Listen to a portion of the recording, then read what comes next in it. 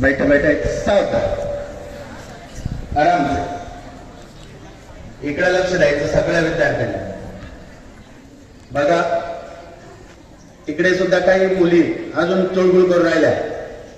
इथं बघे आदरणीय मुख्याध्यापक मते सर, उपमुख्याध्यापक शेळके सर, आजच्या कार्यक्रमाचे अध्यक्ष, विद्यालयाचे पर्यवेक्षक आदरणीय चौधरी सर, ज्येष्ठ शिक्षक सोनवणे सर, आत्ताच कार्यक्रमासाठी उपस्थित झालेले वडनेर गावचे तिडके गुरुजी, तसेच सर्व मंचावर उपस्थित सर्व विज्ञान शिक्षक, तसेच भविष्यातील भावी शास्त्रज्ञ आणि इथं बसलेले माझे लाडके विद्यार्थी, सर्वप्रथम मी तुम्हा सर्वांना आजच्या राष्ट्रीय विज्ञान दिनाच्या अंतराळमय शुभेच्छा देतो.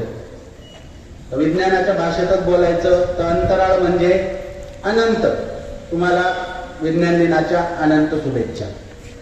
आता सकाळपासून आपण ऐकतोय विज्ञान विज्ञान विज्ञान, बरोबर आहे की नाही? आपल्या अभ्यासक्रमामधला तो एक विषय पण आहे विज्ञान. तर मला एक सांगा, विज्ञान म्हणजे काय? सायन्स. लगेच तुम्ही इंग्लिश मध्ये ट्रान्सलेट केलं. विज्ञान म्हणजे काय? तर विज्ञान म्हणजे विचार करण्याची कला. याला आपण काय म्हणायचं? विज्ञान. मग आता आपण बसलेलो आहोत तर आपल्या डोक्यामध्ये जो मेंदू आहे, आपल्याला मन आहे, बरोबर की नाही? सतत आपल्या मनामध्ये प्रश्न पडत असतात. आपण काय विचार करत असतो? अनेक प्रश्न आपल्याला पडत असतात. मग आता आपल्याला काही प्रश्न असे पडतात की सूर्य रोज पूर्वेकडूनच का उगवतो? पडलाय की नाही तुम्हाला सगळ्यांना प्रश्न? नाही पडलाय. याचं उत्तर शोधलं का तुम्ही? नाही शोधलं. विज्ञान हेच सांगतं की विचार करा, विचार करण्याची कला. दुसरा प्रश्न आपल्याला पडतो, पाऊस का पडतो? स्वप्न का पडतात? उचकी का लागतात? अनेक प्रश्न असतात. हे सगळे प्रश्न ज्या वेळेस आपल्याला पडतात तर या प्रश्नाचं जे काही उत्तर आहे ते आपण जर शोधायचा प्रयत्न केला तरच आपल्याला विज्ञान काय हे समजेल. म्हणजे प्रश्न पडल्यानंतर तो आपल्या मनात नाही ठेवायचा, तर हा प्रश्न जो आहे तो विचारला पाहिजे. तुम्ही आपल्या घरात मोठे जे आहेत त्यांना विचारा, शाळेमध्ये शिक्षक जे आहेत त्यांना विचारा आणि त्या प्रश्नाचं उत्तर मिळवण्याचा तुम्ही काय करा? प्रयत्न करा. विज्ञान म्हणजे फक्त प्रयोगशाळा नसते. प्रयोगशाळेमध्ये चंचू पात्र, त्यानंतर त्याच्यात आपण काही टाकलं की रिएक्शन होते, हेच काही असं विज्ञान नाही. तर विज्ञान म्हणजे जीवनाकडे पाहण्याचा तर्कशुद्ध दृष्टिकोन असतो. यालाच आपण काय म्हणत असतो? विज्ञान म्हणत असतो. बघा, विज्ञान हा जो शब्द आहे, या विज्ञान शब्दाची जर आपण फोड केली तर कसं तयार होतो तो शब्द? वि अधिक ज्ञान, वि प्लस ज्ञान.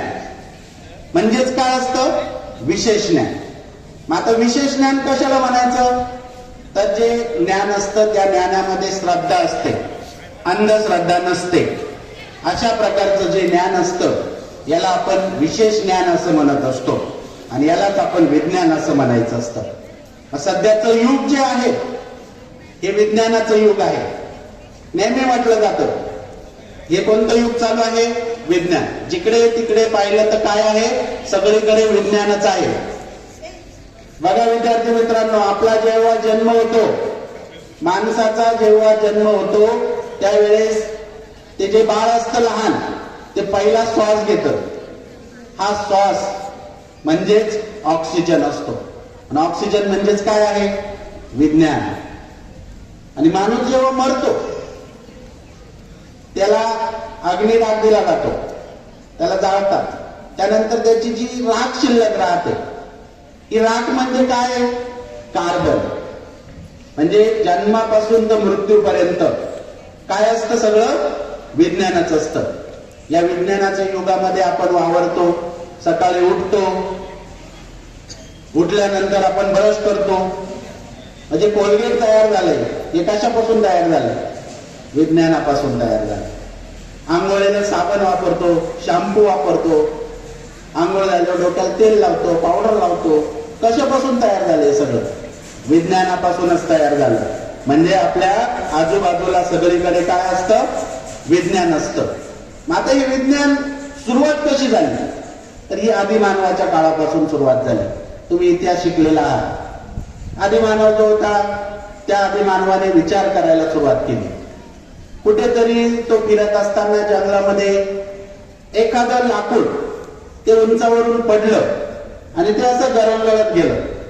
आणि ते गरंगळत गेल्यानंतर त्याच्या डोक्यामध्ये विचार करण्याची क्षमता निर्माण झाली. आणि मग त्या गरंगळा लाकडापासून त्यांनी चाक तयार केलं. बरोबर आहे की नाही? चाक हा पहिला शोध. तसंच आग माहिती तुम्हाला कशी तयार झाली? त्या काळामध्ये जो माणूस होता त्याने बघितलं की निसर्गामध्ये झाडांच्या दोन फांद्या घासताय, घर्षणापासून काय तयार होते? थिंडी तयार होते. ती थिंडी कुठेतरी पडली, तिथं जाळ तयार झाला. दोन गारगोट्या एकमेकावरती घासून पाहिल्या, त्या गारगोट्या घासल्यावरती घर्षणातून काय तयार झालं? अग्नी तयार झाला. असं आहे विज्ञान. हे जे विज्ञान आहे हे विज्ञान आज जरी आपण विज्ञानाचं युग आहे असं म्हणत असलो तरी वैज्ञानिक दृष्टिकोन हा आपल्यामध्ये अजून रुजलेला नाही. विज्ञान हा विषय बऱ्याच विद्यार्थ्यांना अजून अवघड वाटतो. काही विद्यार्थ्यांना आता वर्गात मी 7वीला विज्ञान शिकवत होतो, सहज सायन्स या शब्दाचं स्पेलिंग विचारलं तर 7वीचे विद्यार्थी असून ज्यांना सांगता आलं नाही. म्हणजे वाईट अवस्था आहे आपली. अजून आपण विज्ञान हा जो विषय आहे याच्याकडे आवडीनं पाहायला सुरुवात केलेली नाही. ज्या गोष्टीत आपल्याला आवड निर्माण होते ना ती गोष्ट आपल्याला आपोआप सोपी वाटायला लागत असते. म्हणून तुम्ही काय करा, विज्ञान म्हणजे असं काहीतरी डेंजर, भयंकर, रिएक्शन असं या गोष्टी डोक्यातून काढून टाका. एकदम साधं सोपं विज्ञान असतं. बघा आता साधे शोध लावलेले काही लहान लहान मुलांनी, तुमच्यासारखेच 8वी 9वी 10वीचे जी मुलं होते या मुलांनी काही शोध लावले. त्यातले 2-3 शोध मी तुम्हाला सांगतो. पहिला शोध, इयत्ता 10वीची मुलगी होती, तिला एक प्रोजेक्ट दिला गेला. त्या प्रोजेक्टला पिना मारत होती ती. आणि ते पिना मारता मारता त्यात लिमिटेड पिना असतात, त्या पिना संपल्या की नंतर मग पिना शोधा. मग तिची खूप चिडचिड व्हायला लागली. मग त्या मुलीच्या डोक्यात काय आयडिया आली की त्या पिनांचा जो बंच असतो त्याच्या शेवटच्या 4-5 पिना ज्या आहेत ना त्या 4-5 पिनांना काय करू आपण? नेल पेंटचा कलर देऊ. पिना मारता मारता ते कागद तिने ते पिना मारायला सुरुवात केली आणि शेवट नेल पेंटच्या लाल रंगाची पिन आली की लगेच तिला कळून जायचं की काय झालंय, आता पिना संपत आल्या, आता आपल्या स्टॅपलर मध्ये काय करणं आहे? दुसऱ्या पिना टाकणे. म्हणजे असे छोटे छोटे प्रयोग असतात. आपण आपल्या विद्यालयामध्ये आयडिया बॉक्स ठेवला होता. मग या आयडिया बॉक्स मध्ये अशाच आयडिया आपल्याला टाकायच्या होत्या. मोजून 10-15 आयडिया आपल्याकडे आल्या. का तुम्ही विचार करू शकत नाही का? प्रत्येकाला विचार करण्याची क्षमता आहे, पण आपण दुर्लक्ष करतो, आळस करतो. छोटे छोटे प्रयोग असतात. एक 8वीचा मुलगा होता, त्याने एक छोटासा प्रयोग तयार केला. म्हणजे एक शोध लावला. काय शोध लावला त्याने? तर त्याची आई स्वयंपाक करत होती किचन मध्ये. तर उन्हाळ्याच्या दिवसामध्ये अजून कोणतरी बोलतंय तिकडे, लक्ष माझ्याकडे पाहिजे.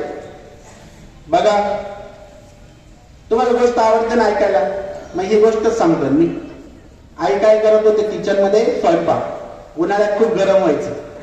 मग गरम होत असताना त्या मुलाच्या लक्षात आलं की आपण जर वरचा फॅन लावला, सिलिंग फॅन, तर त्या गॅसला हवा लागेल आणि तो गॅस बंद होऊन जाईल, स्वयंपाक करता येणार नाही.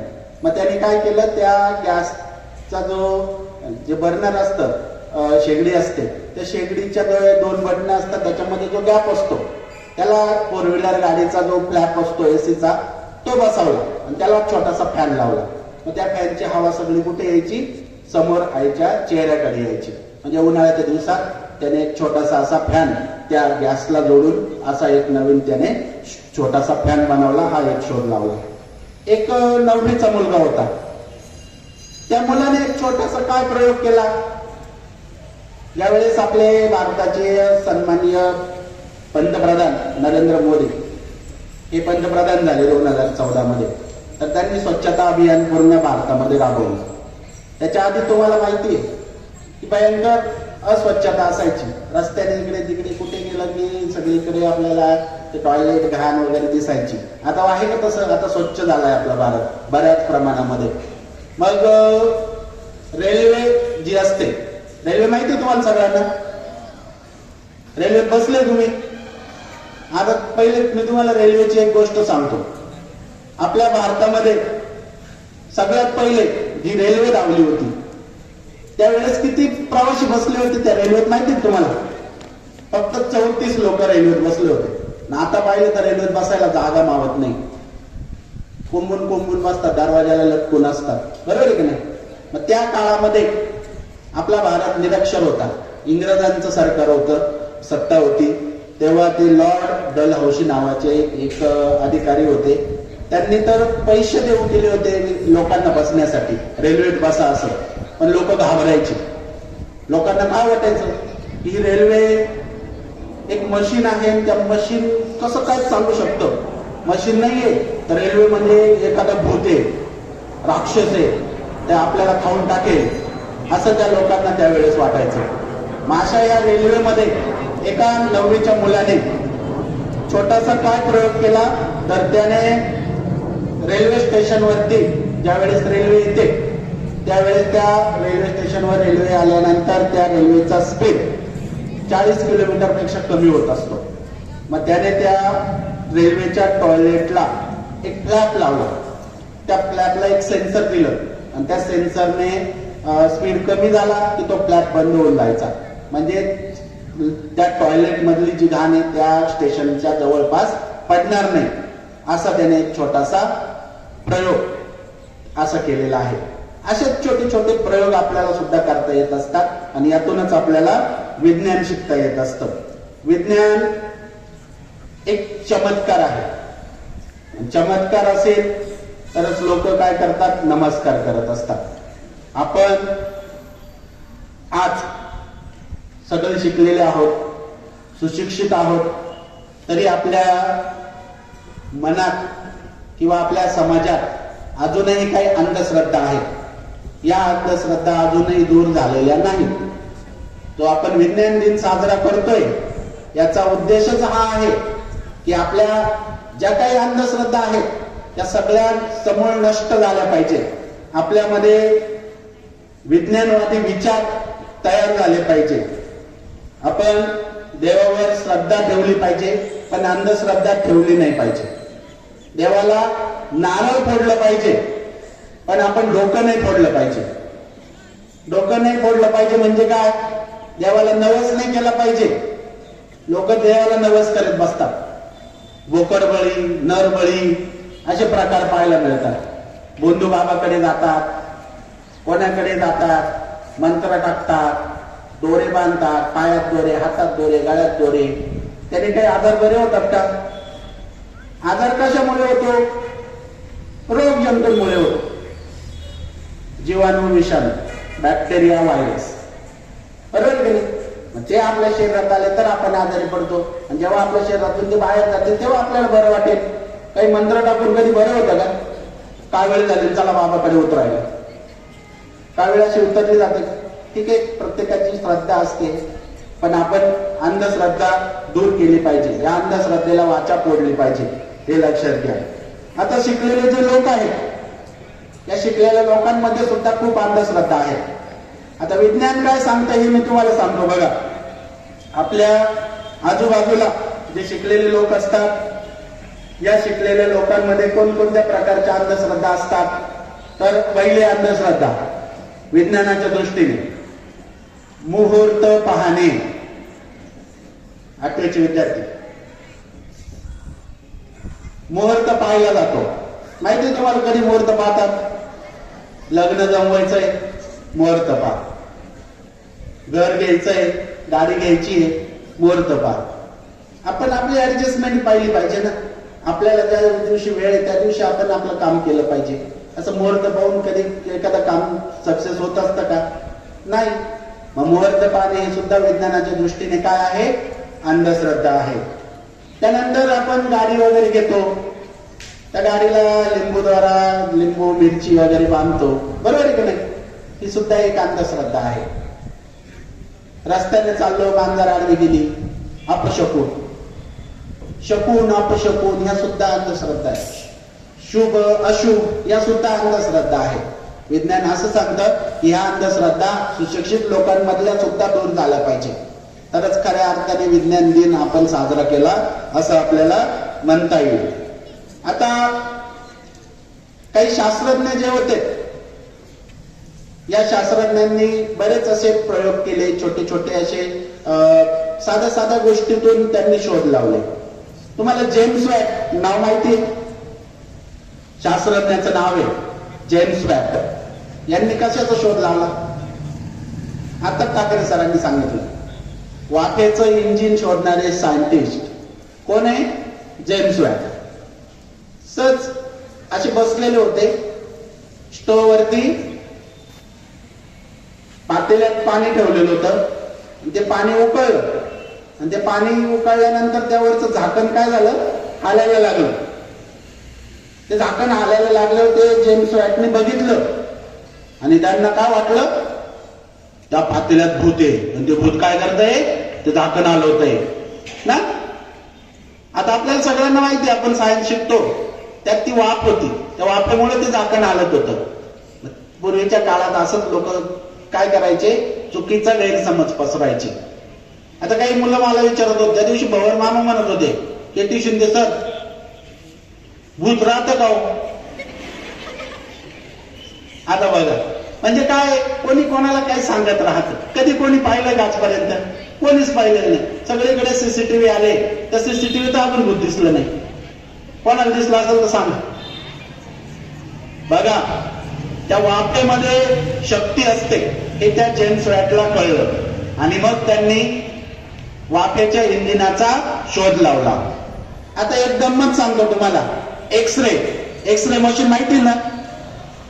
मग एक्सरे मशीनचा शोध कसा लागला हे सांगतो मी तुम्हाला. आता ते सायंटिस्ट जे आहेत त्यांचं नाव आहे विल्यम रॉन्टजन. थोडं नाव अवघड आहे पण लक्षात ठेवा. विल्यम रॉन्टजन नावाचे सायंटिस्ट आहेत. ते त्यांच्या शाळेत एक प्रयोग करत होते. प्रयोगशाळेमध्ये लॅबमध्ये त्यांचा एक एक्सपेरिमेंट चालू होता. तर त्यांना थोडा उशीर झाला. मग त्यांच्या घरी त्यांची पत्नी तिने स्वयंपाक करून ठेवलेला होता. तो स्वयंपाक करून बराच वेळ झाला होता आणि ती वाट बघत होती त्या शास्त्रज्ञाची की आत्ताच येतील आणि मग गरम गरम खातील. पण त्यांना यायला खूप उशीर झाल्यामुळे तिला थोडा राग आला. तर बायको म्हटलं की राग येतोच. मग आता ती राग कुठे गेली? त्यांच्या प्रयोगशाळेत गेली. तिथं जाऊन त्यांच्यात भांडणं झालं. दोन शब्द झाले. मग ती लागली आदळ आपट करायला. आणि आदळ आपट करता करता तिथं जी मशिनरी होते, एका मशिनरीवरती त्यांच्या पत्नीचा हात पडला आणि हात पडल्यानंतर एक्सरे मशीनचा शोध लागला. अशी एक मजेशीर गोष्ट आहे. तिसरा न्यूटन शास्त्रज्ञ, सगळ्यांना माहिती. कशाच शोध लागला? ग्रॅव्हिटी, गुरुत्वाकर्षण शक्ती. सगळ्यांना माहितीच आहे. झाडाखाली बसले होते, फळ पडलं. बरेच लोक पण तेव्हा झाडाखाली बसत असत. पण प्रत्येकाने असा विचार नाही केला. आपण विचार कसा केला पाहिजे हे सुद्धा लक्षात घेतलं पाहिजे. जॉर्ज वॉशिंग्टन नाव ऐकलंय? त्यांचं एक छान पुस्तक आहे, एक होता कार्व्हर नावाचं, वाचा तुम्ही. या जॉर्ज वॉशिंग्टनची स्टोरी पण खूप इंटरेस्टिंग आहे. यांनी शेंगदाण्याच्या 300 प्रकारच्या उत्पादनाच्या जाती तयार केल्या. आपण जे शेंगदाणे खातो ना, भुईमुग, शेंगा, 300 प्रकारचे उत्पादनं यांनी तयार केली. हे जॉर्ज वॉशिंग्टन जन्माला आल्यानंतर त्यांना त्यांच्या आई वडिलांनी टाकून दिलं होतं, म्हणजे कुठेतरी फेकून दिलं होतं. त्यांचा सांभाळ दुसऱ्या व्यक्तीने केला, दुसऱ्या दाम्पत्याने केला आणि त्यांना मोठं केलं आणि यांनी ते शोध लावले. थॉमस एल्वा एडिसन कशाचा शोध लावला? बल्बचा शोध लावला. असे अनेक शोध शास्त्रज्ञांनी लावलेले आहेत. हे सगळे शास्त्रज्ञ मी तुम्हाला सांगितले हे कोण होते? विदेशी शास्त्रज्ञ होते. आणि आपल्या भारताचे महान शास्त्रज्ञ सी.व्ही. रमन, सर व्यंकट रमन यांनी कसला शोध लावलाय? चंद्रशेखर व्यंकट रमन. आता ठाकरे सरांनी सांगितलं, नववीच्या मुलींनी सांगितलं. कसला शोध लावला सी.व्ही. रमन यांनी? सांग सई. रामन इफेक्ट, रामन परिणाम, प्रकाशाचे विकिरण हा शोध निबंध त्यांनी लिहिला. मग त्यांनी आकाश निळं का दिसतं, समुद्राच्या पाण्याचा रंग निळाच का आहे, हे त्यांनी शोधलं. त्यांनी सांगितलं की वातावरणामध्ये असंख्य कण असतात. हवेत काय असतं, धुळीचे कण असतात, पाण्याची वाफ असते, इतर गॅसेस असतात, वायू असतात, आणि यावरती जो प्रकाश आहे तो विखुरला जातो. तो विखुरल्यावरती थोड्याशा प्रमाणामध्ये प्रकाश किरण सरळ मार्गाने येतात आणि थोडे बेंड होतात, वाकडे होतात, आणि त्यामुळे हे आकाश निळ्या रंगाचं आपल्याला दिसतं. ज्यावेळेस जे अंतराळवीर आहे ते आकाशात वातावरणाच्या पलीकडे जातात, त्यावेळेस ते निरीक्षण करतात हे आकाश कसं आहे, ते संपूर्ण काळं आहे. इथून पृथ्वीवरून आपल्याला ते निळं दिसतं, पण ऍक्च्युअली ते निळं आहे का, नाही. मग असा शोध त्यांनी लावला. प्रकाशाचे विकिरण जे आहेत, स्कॅटरिंग ऑफ लाईट त्याला इंग्लिशमध्ये म्हणतो, रामन इफेक्ट, असा शोध निबंध ज्या दिवशी मांडला ती तारीख होती 28 फेब्रुवारी 1930.